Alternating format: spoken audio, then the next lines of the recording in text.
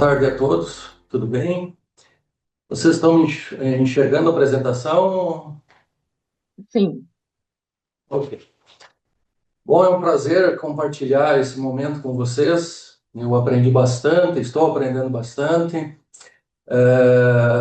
Chego à conclusão quase que a minha presença é desnecessária com o que eu vou aportar para vocês aqui. Eu espero que eu consiga aportar alguma coisa dentro das lacunas daquilo que já foi dito, tá? Então, eu começo a apresentação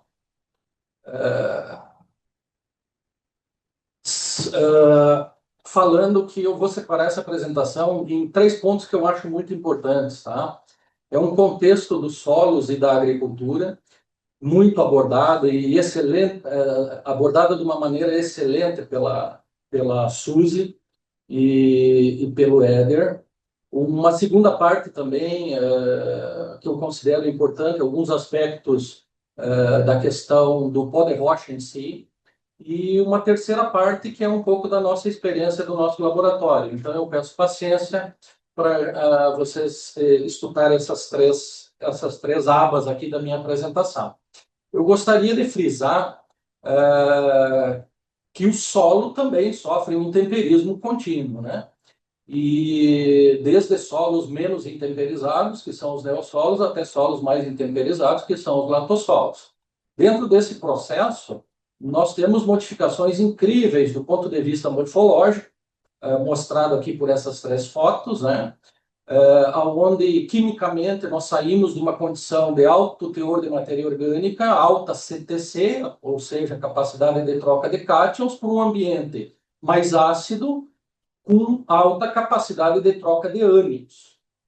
E é compreensível que, à medida que esse intemperismo do Sol avança, nós percebemos que existe uma probabilidade maior a resposta de práticas culturais, inclusive de fertilização e aplicação de remineralizadores. Então, a aplicação de remineralizadores ou pó de rochas em solos com estágio recente de intemperismo, ela é menor do que solos com estágio avançado de intemperismo. Outro dado importante é quando a gente fala em intemperismo acelerado, eu faço eu pontuo essa questão que para 0,3 milímetros de rocha serem degradadas, são necessários em torno de 25 anos.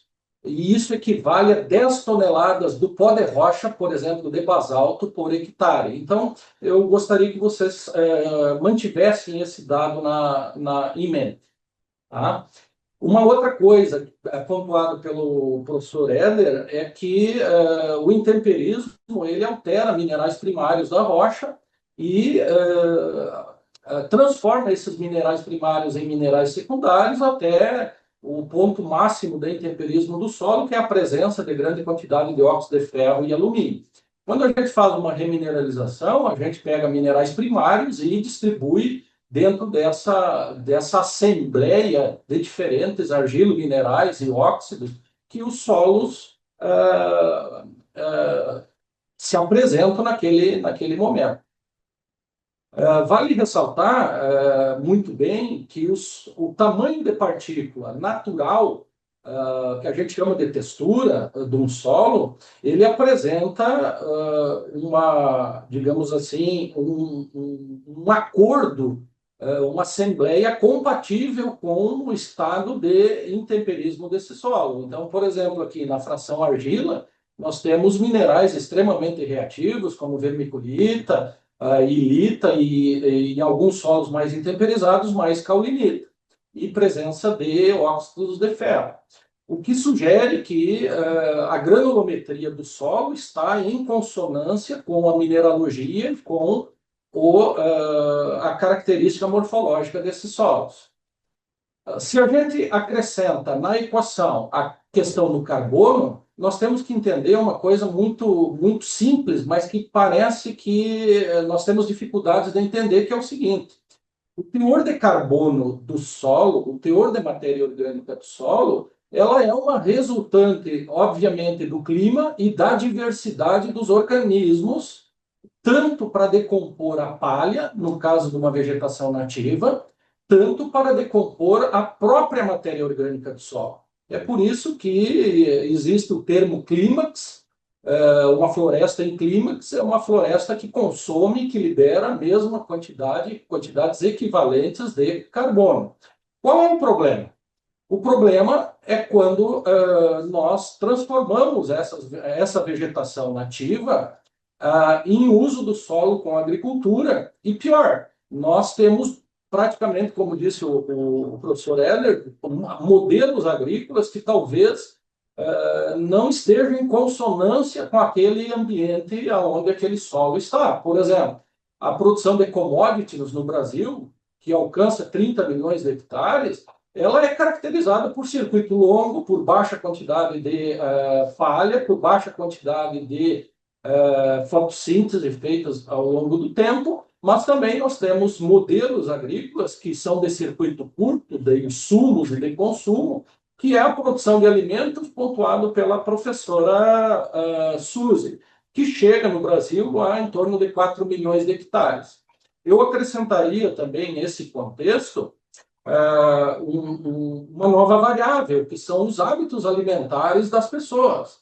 Nós temos aqui no Rio Grande do Sul, tínhamos em torno de 12 milhões de hectares em pradarias, que foram perdidas praticamente 50% dessas pradarias para cultivo de soja. Só que o hábito alimentar do nosso povo aqui continua sendo seus quase 500 gramas de carne por dia. Então, esse parâmetro nós temos que considerar também no nosso sistema de produção. Quando a gente usa, então, a prerrogativa de escolher a espécie, nós alteramos o que entra de carbono dentro do nosso sistema e nós alteramos também a magnitude do que é decomposto de matéria orgânica do solo. Em resumo, toda a área agrícola hoje ela tem um teor de carbono no solo menor do que a área nativa. E aí, o raciocínio mais curto, nós poderíamos dizer assim, bom, nós podemos fazer práticas como a rotação de culturas e como o uso de remineralizadores para aumentar esse teor de carbono no solo.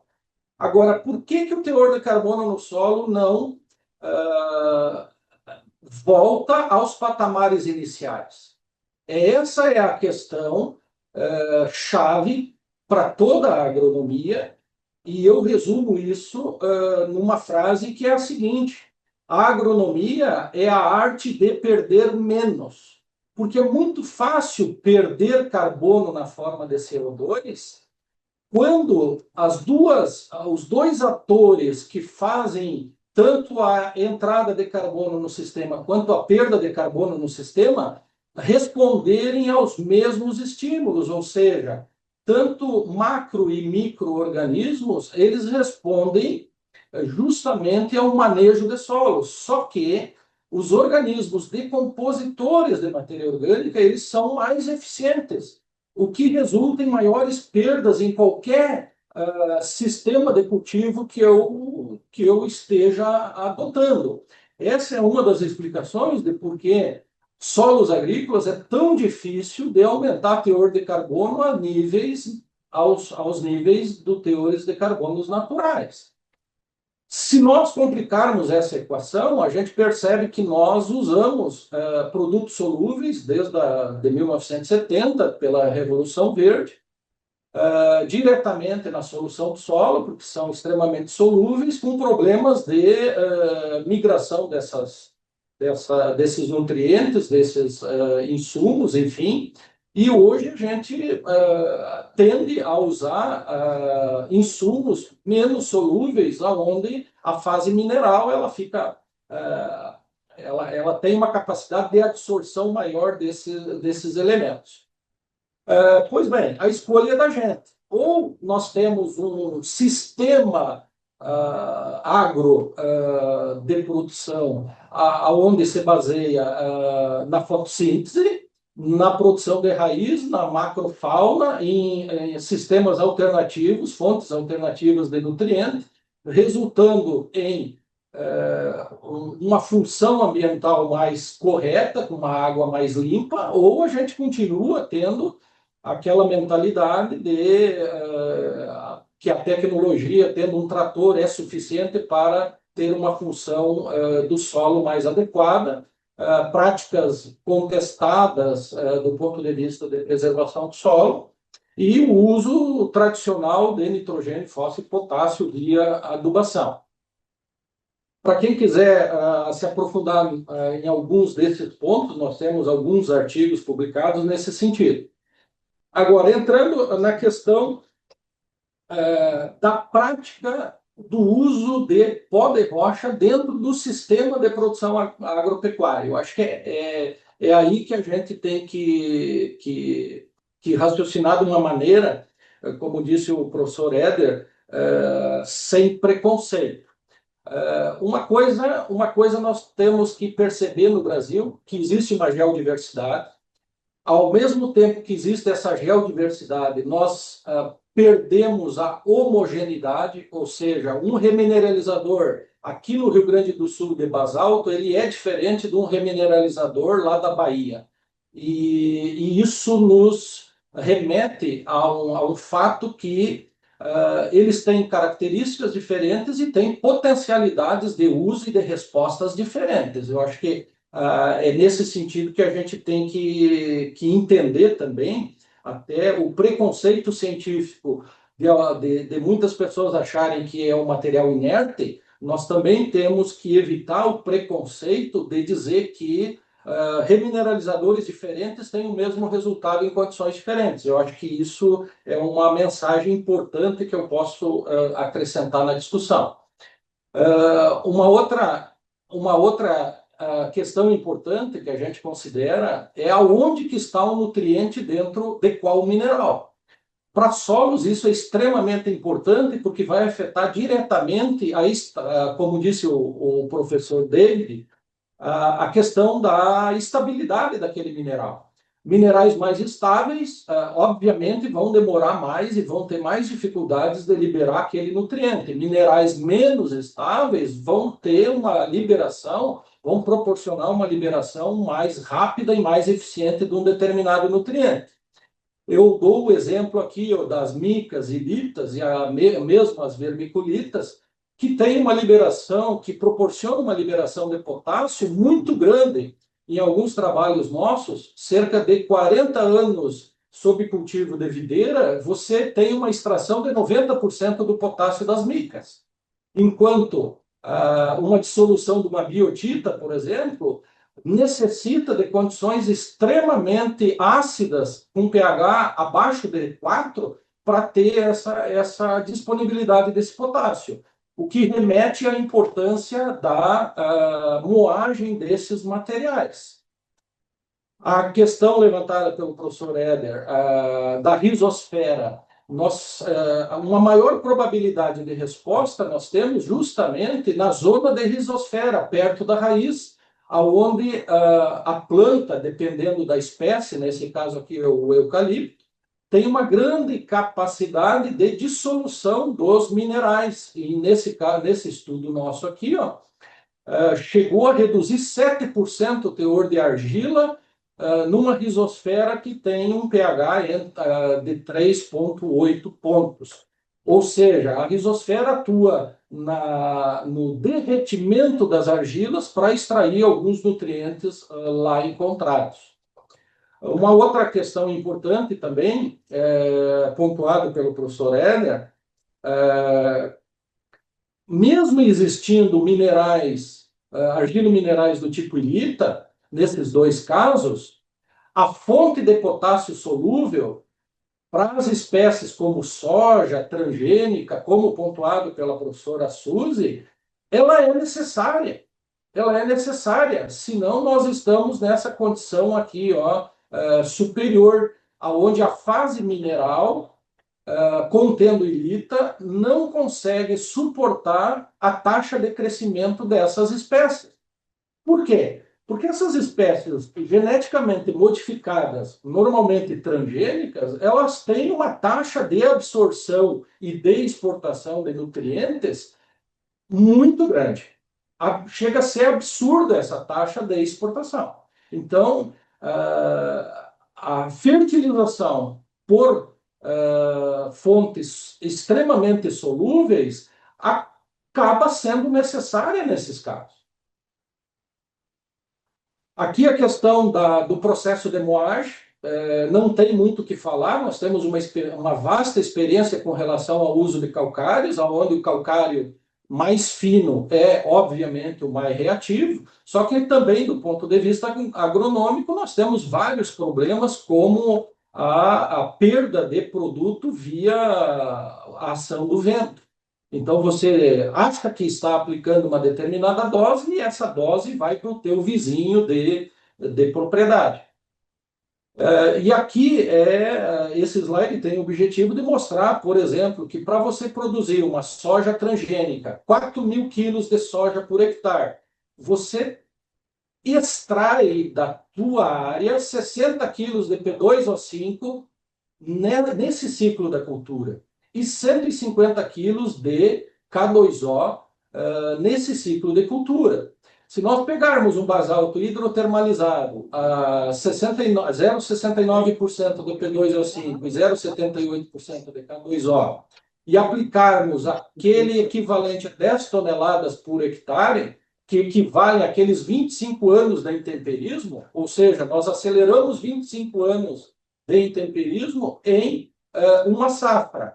E considerando uma eficiência desse produto de 100%, o que não é verdade, porque o solo é um sistema aberto, nós estamos sujeitos à perda desses elementos também, e a eficiência é menor do que 100%.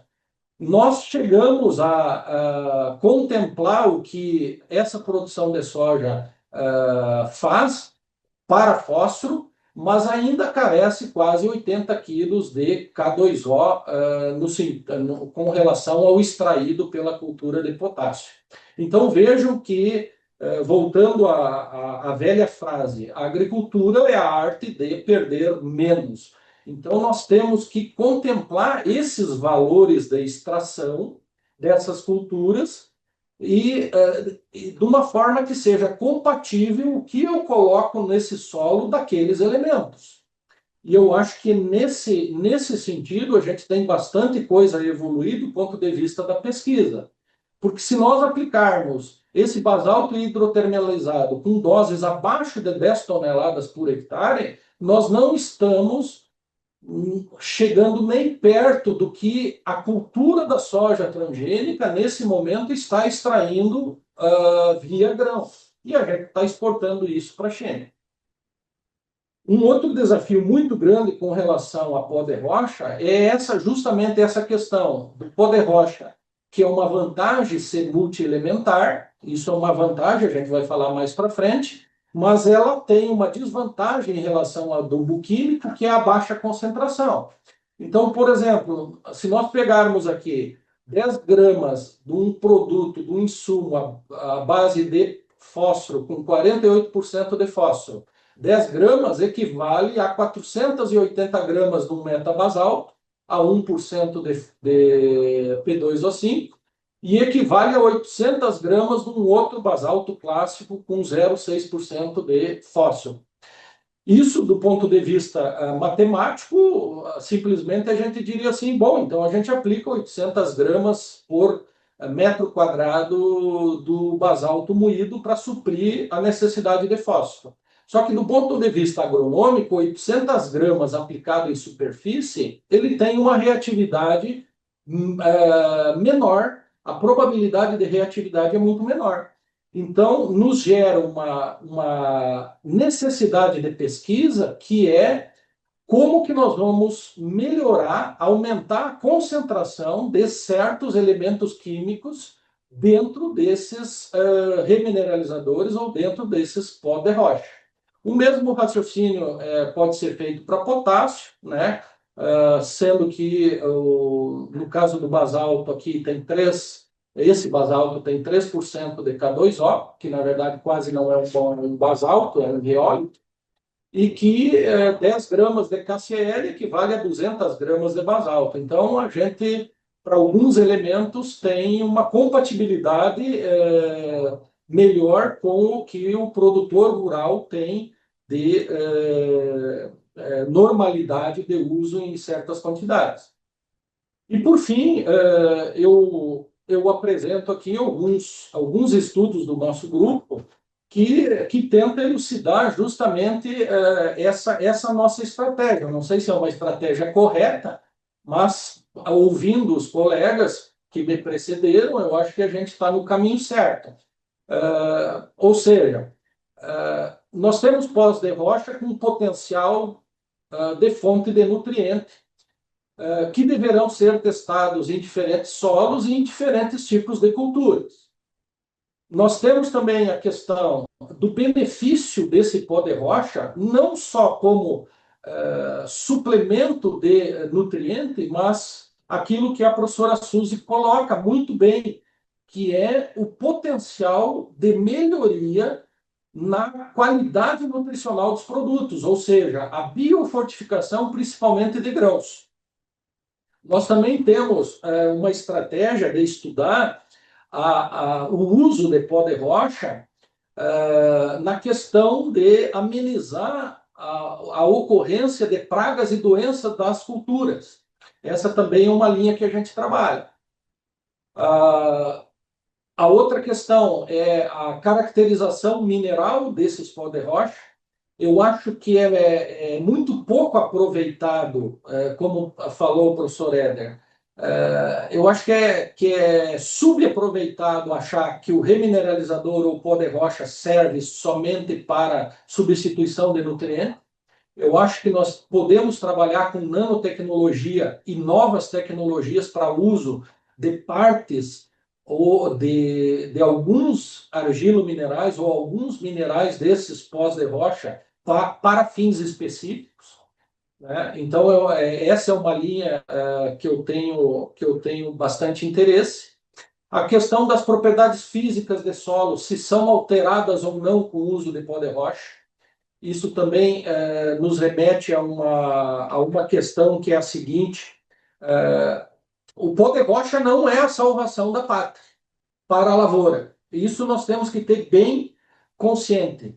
É um produto que tem uma determinada característica que pode ser usado numa determinada dose, numa determinada situação. O nosso desafio como pesquisador e como produtor rural, como agrônomo, é identificar qual é o melhor potencial para o uso desse produto dentro do sistema de produção. Esse é o nosso grande desafio. E por que das propriedades físicas? Porque nós estamos testando doses muito altas de pó de rocha em lavouras. 10 toneladas é uma dose elevada para calcário, imagina para pó de rocha. Nós temos artigos científicos chegando a 100, 120 toneladas de calcário, de pó de rocha por metro quadrado, por hectare. Isso dá 120 quilos por metro quadrado. Então, a nossa preocupação é entender se há um efeito negativo dessas doses nas propriedades físicas do solo, como bem falou o professor Éder, que tem que ter uma porosidade, tem que estar funcionando com relação à fase líquida do solo. Então, alguns trabalhos nossos foram no sentido de usar rejeitos de mineração, fazer uma caracterização e testar, por exemplo, a reatividade química com alguns cátions indicadores. Nesse caso aqui foi cobre e zinco, o que nos deu uma perspectiva de uso desses materiais tanto para fornecimento quanto para captura de poluentes. Uma coisa muito, muito clara na nossa cabeça é o seguinte: se um pó de rocha tem uma liberação de nutrientes maior do que o solo, ele tem um potencial para uso como fonte de nutrientes. Então, nós usamos aqui uma resina de troca catiônica e aniônica onde nos assinalou essa habilidade do pó de rocha de fornecer tanto fósforo quanto potássio mais do que o solo, o que garantiria, por exemplo, essa característica, essa propriedade desse produto de ajudar na liberação para as plantas desses nutrientes. O interessante é que a maior probabilidade de resposta da aplicação, por exemplo, de basalto, foi justamente em solos ácidos, solos abaixo de pH 5. Por que a gente escolheu esse solo? Justamente para favorecer aquela questão da dissolução dos minerais mais recalcitrantes, os tectosilicatos, né, as próprias micas. E numa condição de baixa fertilidade e numa condição de campo nativo. O que a gente obteve? A gente obteve que a produção de massa seca dessa espécie, dessas espécies, elas aumentaram, só que não necessariamente aumentou a quantidade de nutriente no solo. Por quê? Porque à medida que você tem um aumento na produção de palha, de massa da vegetação, ela tira de algum lugar. Então, ela tira justamente do solo. Quando a gente faz uma análise de solo, a gente não enxerga o nutriente no solo. Por quê? Porque ele já foi transportado justamente para a planta. E isso não é uma resposta ruim, é uma resposta justamente que a gente espera. Se existe uma planta, a planta vai extrair de algum lugar aquele nutriente, vai extrair do solo. Se extraiu do solo, os teores no solo não vão responder à aplicação daquele produto, porque o solo vai acabar sendo um meio de transição, um meio de passagem daquele elemento. O interessante nesse mesmo experimento que a gente percebeu que o teor de alumínio trocável, lembrando que o alumínio ele é tóxico para as plantas, ele foi reduzido em 65% sem alteração praticamente do pH desse solo, o que nos remete a estudar um outro mecanismo oclusão desse alumínio no solo. Obrigado, Marcela, pela dica. Eu tenho mais 5 minutos, vamos ver se eu consigo. A questão, se o elemento sai do solo e vai para a planta, a nossa curiosidade foi o seguinte: será que vai para o grão, para melhorar a qualidade do grão? E foi o que a gente testou aqui com a aplicação de 5 toneladas de pó de rocha num determinado solo, onde aumentou o zinco no solo, chegou a aumentar a produtividade de trigo e o mais surpreendente é que aumentou o zinco no grão, o que sugere que a aplicação de pó de rocha aumenta o valor nutricional de grãos de trigo, o valor nutricional da farinha com a aplicação desse produto.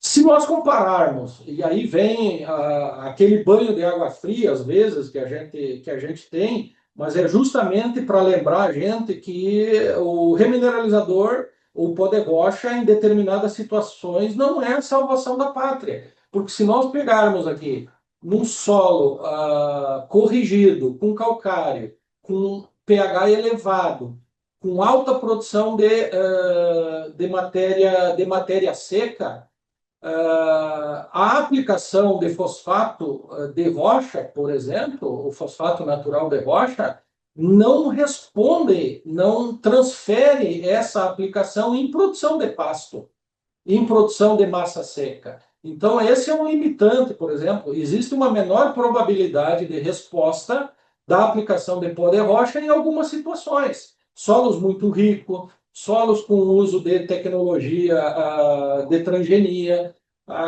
solos que usam commodities, né? Tem uma menor probabilidade de resposta, solos menos intemperizados, e isso a gente também tem que entender que existe esse tipo de resposta. Com relação às propriedades físicas, nós testamos até 32 toneladas por hectare e não teve nenhum efeito deletério na retenção de água e na infiltração de água, o que é excelente.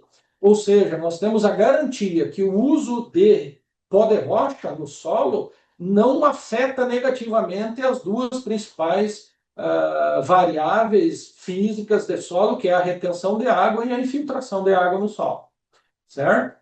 Pois bem, e aqui a gente está trabalhando no nosso laboratório assiduamente, que é a pesquisa de novas tecnologias para uso do pó de rocha. Nesse caso aqui, foi usado em esterqueiras, ou seja, um pré-tratamento do dejeto de suíno, foi usado o pó de rocha, e a gente observou que nós aumentamos a massa seca do dejeto de suíno, o que é desejável, e nós reduzimos na água desse dejeto, nós reduzimos a carga de nutrientes, o que também é desejável, porque assim você pode descartar a água, o sobrenadante desse dejeto e usar um dejeto mais concentrado com o enriquecimento do pó de rocha. Esse é um resultado bastante promissor, está publicado, e hoje a gente está trabalhando com cama de aviário, tem um mestrando trabalhando nesse sentido.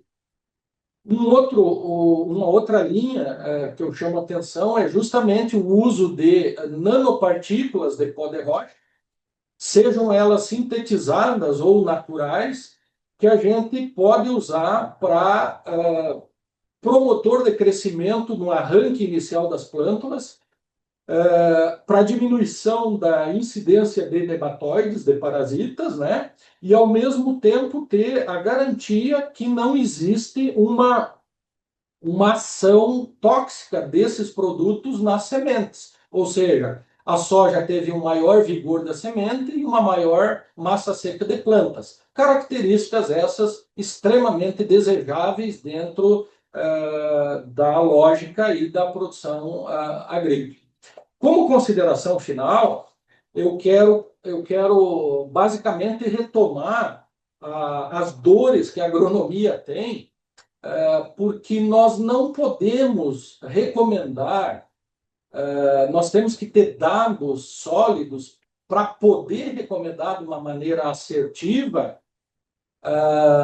pós-derrocha ou qualquer outro tipo de insumo para diferentes tipos de solo, que são representados aqui por essas 3 fotos, mas também dentro de um sistema agropecuário, seja de commodities ou seja de alimentos, que contemple um objetivo do uso desse insumo, que tenha uma bagagem, por exemplo, bem conhecida do que é composto esse produto. No caso do pó de rocha, quais são as rochas compostas que estão presentes nesse produto? Quais são os minerais que estão presentes nesses produtos? Quais são as capacidades de liberação de nutrientes que estão presentes nesses produtos? E mais, quais são as doses que eu posso usar desses produtos para sustentar a extração de elementos químicos que é conhecido para cada tipo de cultura? Outra questão, a frequência de aplicação. Qual é a cultura com maior probabilidade de resposta à aplicação desse insumo? A professora Suzy colocou muito bem, as árvores são as espécies que têm maior capacidade de resposta a esse tipo de produto. E outra questão também, que nos é bastante cara, é como aplicar um produto em grandes doses de maneira mais eficiente.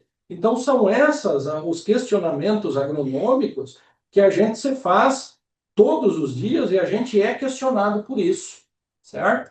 Então, eu encerro a minha apresentação, eu acho que eu estou no tempo. Adoro essa capa de livro, onde o nosso rapaz aqui, pré-histórico aqui, ele testa várias maneiras para fazer uma roda. Talvez ele nem soubesse para que serviria essa roda, mas aí eu resumo tudo isso na seguinte frase: para saber, basta pesquisar. Só que para desenvolver, basta saber. Então, eu acho que fica aqui a nossa mensagem, que para nós termos a capacidade de desenvolver algo sustentado, um insumo, ou seja, qualquer outro produto, nós temos que saber. E para saber, nós temos que pesquisar. Então, muito obrigado. E eu fico aqui, eu gosto de mostrar a minha equipe, porque sozinho eu não faço absolutamente nada. Então, nós temos aqui os nossos estudantes que passaram pelo laboratório e os nossos estudantes atuais que estão hoje no laboratório. É um laboratório que a gente tem autonomia na parte de mineralogia, mas a gente faz toda a parte de física de solo e química de solo e faz experimentação também em plantas, tanto nos estádios iniciais da planta, quanto também a campo. Então, muito obrigado, gente, e eu fico à disposição para questionamento. Muito obrigada, professor, pela excelente palestra. Agora a gente vai para algumas perguntas. Como é que é feita essa aplicação do pó de rocha nos seus experimentos? Ela é superficial, ela é incorporada? Nós, primeiramente, sempre foi superficial, tá? Sempre foi superficial, dependendo da ocorrência de chuva para ver a penetração desse pó dentro da porosidade do solo. Nós temos uma linha que é justamente trabalhar com o desenvolvimento de tecnologia para colocar esse pó de rocha dentro do solo. Mas aí a gente depende também do setor metal mecânico para trabalhar com essa perspectiva. Mas a ideia é conseguir colocar pó de rocha, tanto pó de rocha quanto calcário, em profundidade. Essa é a ideia. Certo, muito obrigada. A próxima pergunta é: obrigado pela palestra, professor Edson. O senhor tem feito experimento de longo prazo, anos, utilizando apenas pó de rocha? Se sim, quais foram os efeitos ao passar do tempo no perfil, principalmente químico, mas também biológico e físico do solo? Mencionaste o caso da produção de videiras, que, pelo que entendi, foi a longo prazo, mas acabei perdendo essa informação. Eu acho que você coloca um ponto que é o nosso calcanhar de Aquiles. E eu acho que foi citado isso por vários colegas anteriores. Nós não temos ainda um experimento que consiga comparar sistemas de produção agropecuário aonde o pó de rocha se insere como um insumo dentro desse sistema. Então, nós não temos, por exemplo, a gente tem planejado esse experimento, mas a gente não tem implantado. O que nos resta é procurar justamente situações em diferentes pontos, em diferentes solos, aonde existiu a aplicação de pó de rocha e tentar ver como que o solo se comportou em relação a essa aplicação. Tá? Mas é bem carente, tu tocou num ponto aí crucial. Eu tenho uma inveja dos experimentos do Morro Potts nos Estados Unidos e de Versailles na França, justamente pelos quase 100 anos de experimento, onde a gente conseguiria ter uma visão bem clara dessa evolução com a aplicação de poder. Certo, muito obrigada. A próxima pergunta é do Christian. Ele fala: professor Edson, parabéns pela apresentação. Vocês não observaram alterações físicas com a aplicação de 32 toneladas de pó de rocha. E quanto aos parâmetros químicos, além do risco de metais pesados em doses elevadas, existe a possibilidade de causar desequilíbrio nutricional? Essa é uma pergunta muito importante. Por quê? Porque nós temos alguns ensaios onde a gente está introduzindo bactérias e algas para acelerar o processo de intemperismo. E algumas rochas têm um teor, por exemplo, de cobre bastante elevado, que acaba sendo esse teor de cobre um antifúngico dentro do nosso reator. Então, é bem interessante essa pergunta, porque ah, o cobre, zinco, são micronutrientes, mas o limite de ser um micronutriente e ser um elemento tóxico, ele é muito tênue, ele é muito próximo um do outro. Então, por exemplo, para a videira, hoje a gente sabe que nós temos uma contaminação tanto do solo quanto da água, quanto da biodiversidade muito grande em função da aplicação de sulfato de cobre durante 100 anos de aplicação. Ou seja, a quantidade de cobre já saiu da interpretação de nutriente, de micronutriente, e já entrou dentro da interpretação de um elemento tóxico tanto para o solo quanto para a vida aquática. E essa questão ela é muito importante justamente na aplicação contínua de um determinado insumo. Às vezes a gente acha assim, não, a gente aplica um determinado insumo e nunca vai ter problema. Essa é a mentalidade que a gente tem. Só que a experiência nos diz que a aplicação continuada por longo prazo de um determinado produto pode sim potencializar a toxicologia, a toxicidade de um determinado elemento dentro do meu agrossistema.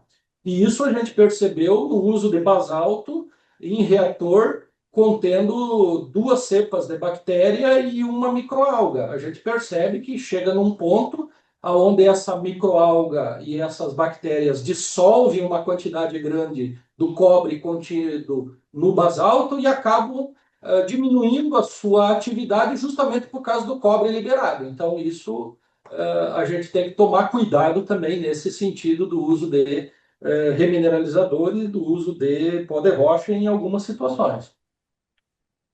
Certo, perfeito. Vamos para mais uma pergunta. Professor, o senhor mencionou que as características das rochas do Rio Grande do Sul são diferentes da Bahia, por exemplo. Há algum software, banco de dados ou site com informações públicas contendo o mapeamento nacional do solo brasileiro? Se eu não me engano, a professora Rachel falou sobre a importância do gerenciamento dos dados. Obrigada. É bem interessante essa pergunta, porque ontem eu estava em aula e o que eu pedi para os meus alunos fazerem foi justamente uma, repertoriar toda a característica química de todas as rochas do Brasil inteiro para tentar identificar aquelas que são semelhantes daquelas que têm uma diferença e talvez um potencial de uso mais específico. Então, realmente, em mãos eu não tenho isso ainda, mas eu espero conseguir. Eu acho que quem pode responder bem isso é o professor Éder e a professora Suzy, que tem um background bem maior do ponto de vista geológico. Certo, muito bom. A última pergunta, do ponto de vista agronômico, existe alguma métrica para saber a diferença entre o que se vê nas regiões mais próximas à linha do Equador em relação ao que vocês observam aí no Rio Grande do Sul? Assumo que o intemperismo leva mais tempo, o que possivelmente faria ter de aplicá-lo antes? Essa é uma questão muito, muito legal. A probabilidade de resposta da aplicação de poder rocha, vai ser muito maior em solos mais intemperizados, o que sugere solos da Amazônia, solos do Cerrado, terem uma probabilidade de resposta à dose, à aplicação de doses de remineralizador bem maior.